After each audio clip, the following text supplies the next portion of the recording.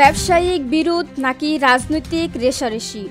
মিটফোর্ডে প্রকাশ্যে পিটিয়ে হত্যা সোহাগকে।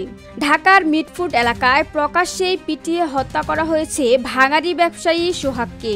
ব্যবসায়িক দ্বন্দ্ব আর রাজনৈতিক বিরোধ, এই দুইয়ের জটিল খেলায় হারাতে হলো একজন মানুষের প্রাণ। ঘটনার সিসিটিভি ফুটেজে ধরা পড়েছে হাড়হিম করা দৃশ্য। প্রথমে তাকে ধরে নিয়ে যাওয়া হয় মিটফোর্ড হাসপাতালের ৩ নম্বর ফটকের ভিতরে। সেখানে ইট আর সিমেন্টের ব্লক দিয়ে মাথায় উপর্যুপরি আঘাত করে মৃত্যু নিশ্চিত করা হয়।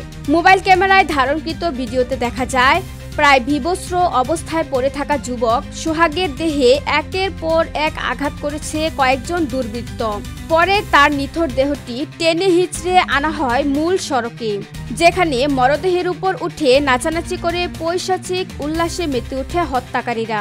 প্রত্যক্ষদর্শীরা জানান ৪০ থেকে ৫০ জন যুবক সন্ধ্যার আগে সোহাগকে ধরে এনে ফটকের ভেতরে নির্মমভাবে হত্যা করে। একজন প্রত্যক্ষদর্শী বলেন, মাথায় বারবার ইট দিয়ে মেরেছে, মস্তক বের হয়ে গেছে। সোহাগ দীর্ঘদিন ধরে মিটফোর্ড এলাকায় সোহানা মেটাল নামে একটি ভাঙাড়ির দোকান চালাতেন। তিনি সিলভার জাতীয় হাঁড়িপাতিল সংগ্রহ করতেন এবং নিয়মিত ওই এলাকায় বসতেন।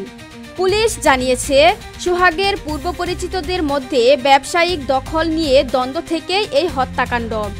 যৌথ বাহিনীর অভিযানে মহিন ও রবিন নামে দুইজনকে গ্রেফতার করা হয়েছে।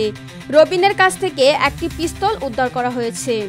এছাড়া আরও কয়েকজন অভিযুক্ত রয়েছেন, যাদের মধ্যে রয়েছে সারোয়ার হোসেন টিটু, ছোট মনির, লম্বা মনির, আলমগীর, নান্নু, সজীব ও রিয়াজ সহ অনেকে।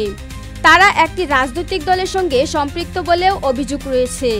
ঘটনার পর রাজধানীর কোতোয়ালি থানায় ১৯ জনের নাম উল্লেখ করে এবং অজ্ঞাতনামা আরও ১৫ থেকে ২০ জনকে আসামি করে একটি হত্যা মামলা দায়ের করা হয়েছে। আপনারা দেখছিলেন ফোকাস 24।